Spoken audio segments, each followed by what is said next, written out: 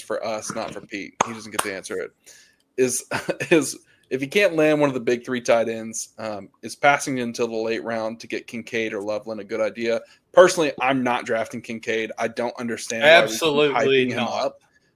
It's not there. Nothing's happened.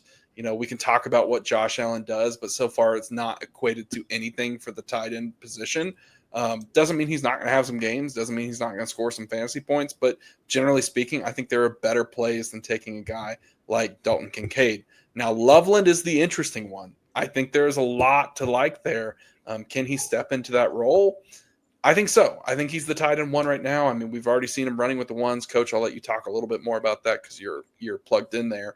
But I do think that it's a little bit riskier. So maybe a guy like Zach Ertz later on, you can draft him and you might get some more stable production. But long term, like towards the end of the season, I could absolutely see Loveland being a producer in fantasy.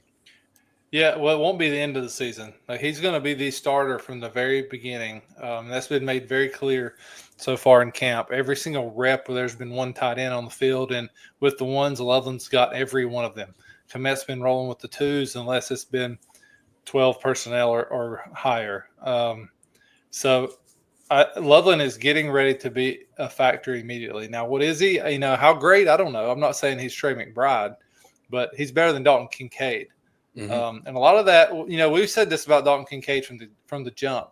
Like, Josh Allen doesn't throw the ball to tight ends. He just doesn't.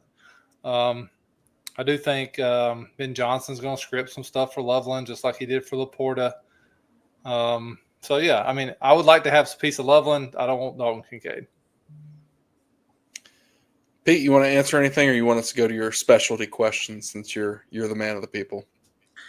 No, I mean, I'll say that I was very hard on Loveland. You were too hard, some would say.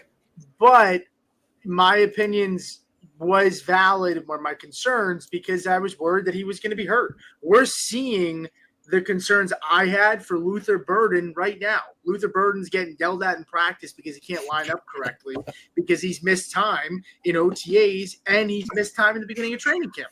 That was my concern with Loveland. I was worried that Komet was going to get 2-3 weeks of practice and Loveland was going to come in behind. And I thought Loveland would have a slower start.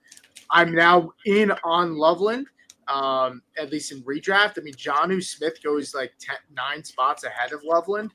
I would take Loveland over Jonnu. Yeah. I think I would take Tyler Warren still over Loveland, to be honest with you, just because there's not a lot of target competition. And I think they're going to get creative with him. The Dalton Kincaid thing is concerning because I thought I was never a big fan of Kincaid either, but I thought maybe with the knee injury last year that had something to do with it. But they're saying he has a little bit of a knee. His knee is still an issue. So yeah, he missed practice, right?